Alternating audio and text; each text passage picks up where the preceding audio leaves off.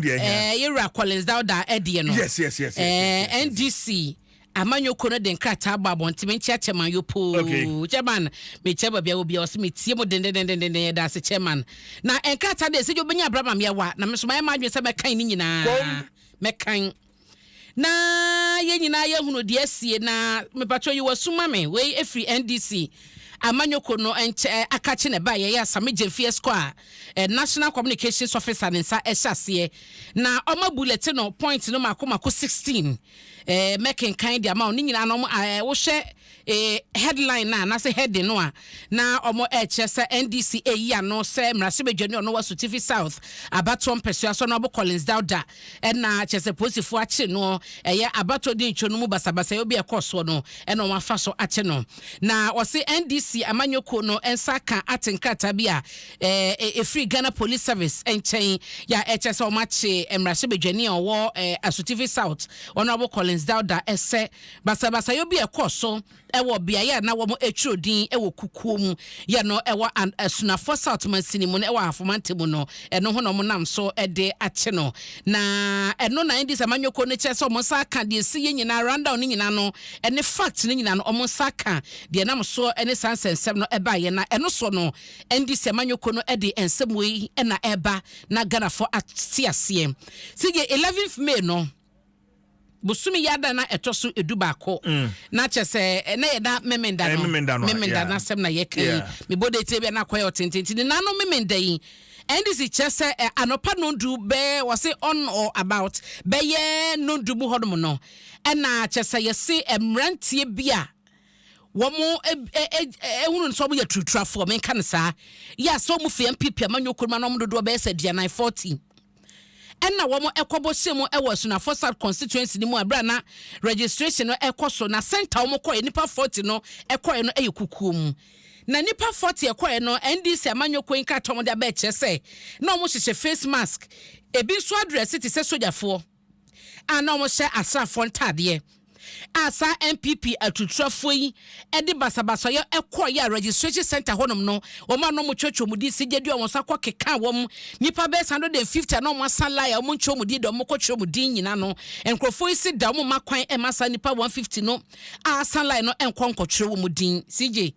no mo kyese MPP atutrafo yi ya yese abrante ba kwa no di o manim na kyese on na ye gang leader be ka se gangalia no ye fe na anointing yi ekotratin kobo NDC amanyoko no agent o won mo henya any police officers na ni nipa bia na wo ho no ma wo mo ehwe de nchore ne sade ne o ma ekono ekobo mo henya ekire se enya de o mo ebema enipa wo ho no mo ba betwe mu di no on be ma sa process na kwaso be mo ma twe mu din na o mo kire se sija ahana tie mame o se attacks na nipa 40 MPP for na o mo ko ho no ehase no pa no du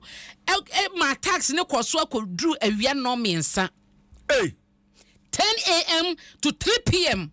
was say the attacks not twice so sa ekosi sabre no wow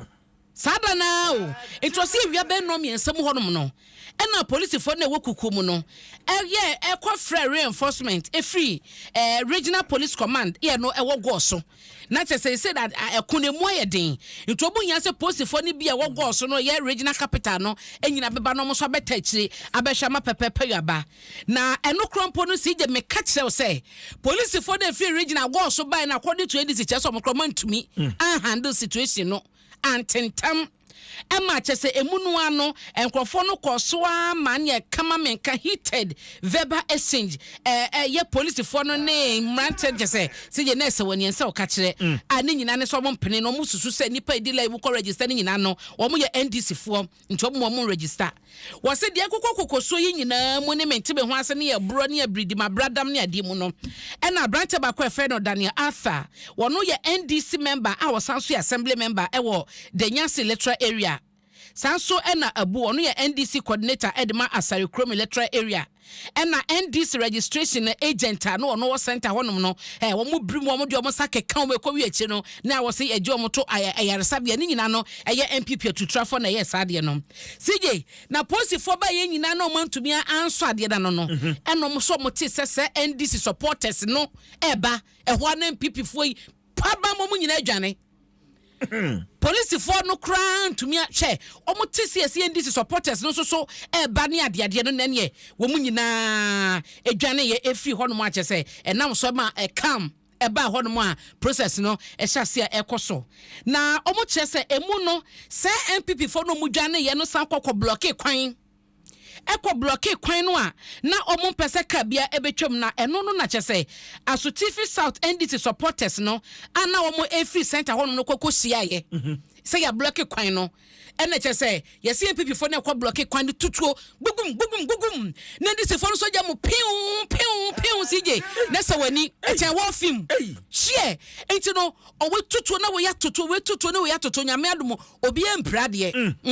obi empra na mumu no NDC for person mo che say omanya nkrata ese omokoye police for nkrata omode ba ye no na Yera Collins Dauda we no reporter investigative report wa wo mo che say na police for no na Yera Collins Dauda MP wa Asutifi South ho nsensem no na Yera erikopoku ohobi yo no sunafo South MP no wo ho sanso ena mpagyifa wodo bi asa we ni nyina na briefing no police for dem ma wo mo sa kwasie da no enra sem na yekan omo de ma omo enra no pa na eno na NDC so omo person omo place no on record enkama Ghana fo nyina nto obi atim say at no point and sit da esemra se bedwani ono ewo Asutifi South no no Collins Dauda sadia ehwehwemu no etie no na wono no ewo kukomu ebra na registration no ekoso CJ wo mo chese entesa no no akasa krompo na oye monitoring ewo ne constituency enti no sankre nkrofo kekane ade no eni nyina so enti obia ento na adwimum wo se Asutifi South a chese wo hwemu krompo na kukomu na asama ye ka no na Yera Collins Dauda o men ho ba bia ena obia kampo se obi ache no eno eho asam ewo ha se ya ye ka ne kukom no ewo Asunafo South constituency oho ena sunu Asutifi South enti no manfo nya santiase no na yenkoye nim wo se NDC supporters dodo na so a basabasa ene basa no ye jo mo to ayaresabia no so nyame adom animdifo wapomudi mo ahwe wo mo ama sese no mo nyina no ye yi wo ma o makwakoye wo complain official complain ewo eye kukom police station honom NDC chesade e course na no memenda no antwaye enye na mo ka che Ghana Police Service for say said intentem so na mo be ka so ma che Asutifi South MP no ni ade na ma impression be ye say oh chese wo say de ho ne de ya odi kakra eba honom a eno so so maka ho asem was allegation police for no editu dwa ese opanyi ene ka ho bie na basabasa yo no ba eni ade no wo mo chese eni nyina so enye no kre na NDC ekoso anso chese wo mo no wo mo de o magye asomdwe bo na tum ade bi o mo be ye de asomdwe be ba no mo be ye na de o mo be ka che police for ne say police for dwuma na wo mo ye na nya so mo party ba ko pe ho ban ye Ghana fo nyina ene manyokwe wo Ghana nyina na wo se bambo no ekoma wo enti police for no hye sa kwan no so na o mo nya adwo enti sije na kakra mo de ba ye no emutofabo ena mayiyi mu de ama osa no enti Yera same jemfi esquire ena nensa ehye we yase why all right nti media wie wo ho ma me fa wo Emra Republic Press mu na asema da ha se no yenka Yera Aban Bagben CJ you no speaker of parliament wo share da obokrata ne feto so me yensa abomane esebo sumi yada to so dunson Emra sebedwafo ni nyina speaker asama wo se wo mo Emra parliament na wo mo enhwe wo se na omampane akufo Adom panyifo bi obo wo mu dini se bi nkoya asofo bi so nkoya asofo be chire no wo munyina egusu ewo ho no ma mrachibedwafie enyi wo ntumu na ne saso na dom kese no de ohyobo pressure ato speaker so na so ode afrenti eno eho asem eda Republic Press anim ha eno eda nchen so a na sese no COPT wa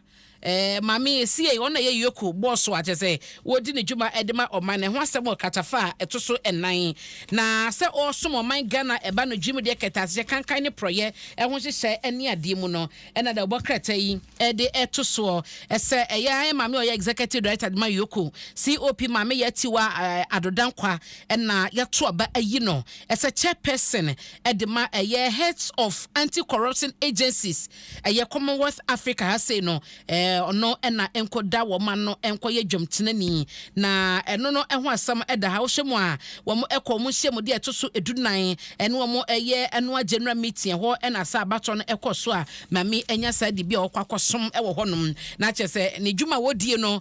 wo mo nyina hunu ese ekoyie pa we no to some extent obeka so eyabasobo eye promotion sa na etie na eno echi so no police for de kokobo ma se edintro na ekoso no eye 21 days na isi ede ato so mo de eye dintro no entu bia woni ma obema basabasa ya ba na so obekofa basabasa ya to ba bia de police for so mo mfa wo ho enche okra enti ya na munyina no ma ye careful me fa wo emra the Ghanaian publisher mo na ye hwe kratafa eto so miensa ne asema ewo ha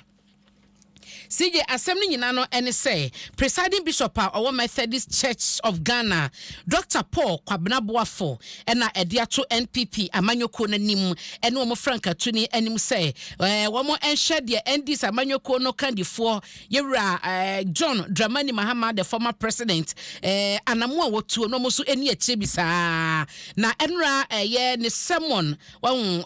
sempa wo kan ye e wa so dem no most reverend Kwesi Dixon Memorial Methodist Church ye no ewa jenga no asori honom na panyin eche se enra ne koye enanom nyina eda no na obo ndi se manyoko na baso ebo mo Franka Tuni na baso ye pa so ama na bedi eche ne mprenu nie eno ama na koye oba wo se eno kire se ampa ma ewo su bi ewo mu a eba no akan se oba eye kandifo a wo mutumi ye adwuma ne ye pa ema no eso ni emreso wo se eye anamontuo papa na de wo hwanimu no ene se MPP amanyoko so bedi akire na omabo obadin ese omaye Franka Tuni abedi akire emfa emom wa afiwei abato kese a eda oman no anima ebeko the Ghanaian publisher anim eno no na CJ eno chinso no mamemfa won enko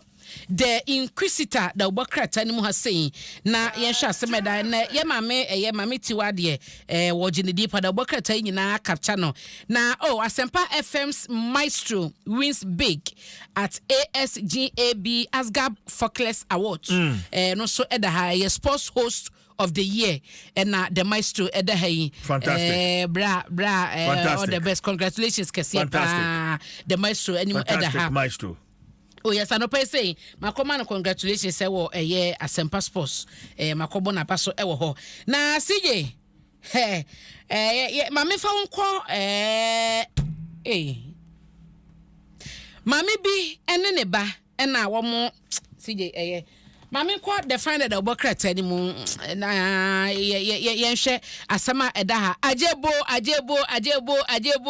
ajenya bedru CJ Kumasi Airport. Yeah. Kumasi Airport. Ade na FSA. Ye 800,000 passengers na ebe handle wo mo afibia. When international airport. Prempeh the first. Yeah. International airport. Come on. Na CJ. Ye esewani ensa okache. Abena air beka. Aywa. Oh, I our pictures in the videos maybe you are the Mijinidi, I are 5. Okay, can who see here? Share. Oh, Efe. Oh, na on my penny na do danko kufuado. Efe. And na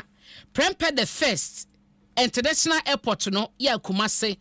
Wakopa hontoma ya omo chese we no eba beboa yie pa na wonim de man ne sa so danso won se sabre ya mu no ene na asante hene otufo te kokoso otufo o se titoto so mi na wodi ne free schedule nunum ya ne event upon events na chese o ma pa hontoma de se na nimonyam ama eno so ne silver jubilee na odie no chese abehye mo kena na we no multi modal transportation system CJ me say what there there be full plane die no sa no call ma won difference no oba Facebook oba benya bi ahwe ayo 5 adaroma wow this is beautiful yeah na what there I had to say I had to say nanu ya de ya mo de ba ye train ya ba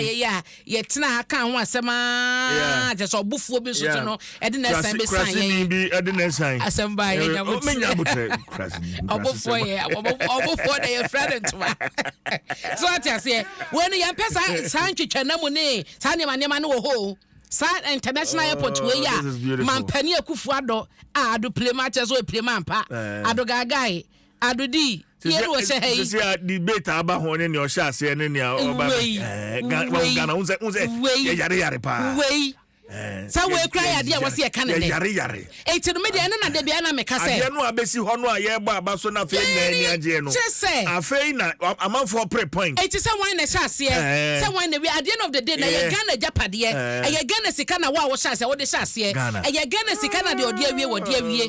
enti no ya nhwe ne ye be ye sa obi ye nyina asori a e na obi ja project na obi anto aso na obi anto aso because oni pa na to so na wa wie na wase ye nyina kambom ne ye bo na ba so na ye motivation to bi obeba say na yonko be se bibia say wo so odi kwa wie ye pa no ana wo so oto aso no amena me nkwa ye na wi ya be ka say obi fans ye nyan sa sija no krompo no emamu ha ye fa no nto nchen se sia de me hunu wo ha yi ya sante hene wote kokoso be menna na wo gina won de won hyechichi wo gina ha na mampani akufu ado so gina ha na wo chia ne nsem watchia ne nsem na mampani na gina ha yi awo na obetwa homan mu wo twa crazy ye eno no fe ena eda ha yi eti we no eye Kumasi International Airport na anisode hunu no ni vision no eson ye pa na so yewra Abena Transport Minister you know na ye in charge of aviation wono aso na eda ha yi na dwuma no so maye no a meet international standard bibia dani kwamu a wankasa odru na de wani kwhya wo behunu wo be kase na phase 1 phase 2 na tisen wo hyemu a phase 1 no eye $29 million ena omo edi hyase a wo mo edi ye no kama ena phase 2 no so no eye $75.23 million eno eni sika ekomu a wo mo dia ye expansion project no eni ehu dwumadie wusi we no November 2018 ena kakran na wo hwen chemo mampani akufu ado ede ba ye ya we no edin na omo wusi efe no Prempeh the first international airport we no omo de to na Jima Prempeh odi kan so atiase wono ena wo mudi ni din ato international airport no so e de hye asantefo ni munyam enti no NDF ayiwa nyamenyo okese pa wate nyamenyo okese so mampani agufu ado hwehwe because so de ye kan ya na de ato udru ha won say I love Kumasi I love Kumasi it's airport ho e de na FSA kakra e de na FSA I love Kumasi o ma ente na first na I love joy no I love joy first na you do but when I love Kumasi. I love Kumasi. Enti no. I Bagana. Matukra se Kenya Airlines. So me fly direct. Oh wow. To Kumasi. Oh wow. Asante fo. Direct. We de ye wazoye. Na de me kam ho. Why? Ya wazoye se ya wazoye no ye sije ya wazoye asoko nanado nana adudi adogaga nyamenyo kese onto nkwa na wate adopleman ni krom na ekọ na no fie da no so hu asphalt asphalt ntimi kwa na pie wuram CJ kwa na fi esi Be a copy no na say wo kwa afuom kwan no na say ho na si ekwa papa ni ba bia na hina abefa wo che bia ubeko tie ateche yanfa tina ho no wasi airport Kumasi no akazo wa media grow CJ